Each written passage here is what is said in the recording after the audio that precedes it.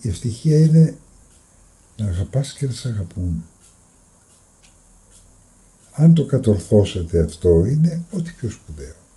Η μεγάλη αρρώστια του 21ου αιώνα είναι η μοναξιά. Είναι εφιάλτης η μοναξιά σήμερα.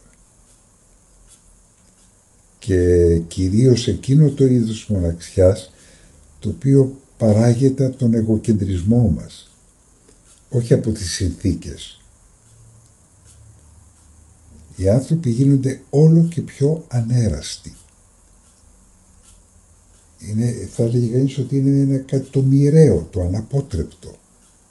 Όταν δεν έχει μάθει το παιδί από μικρό να μοιράζεται τίποτα, δεν ξέρει να μοιράζεται. Πώς να φτάσει να μοιραστεί το εγώ του, να μοιραστεί το θέλημά του, να συνυπάρξει με έναν άλλον άνθρωπο. Απλώς βλέπουμε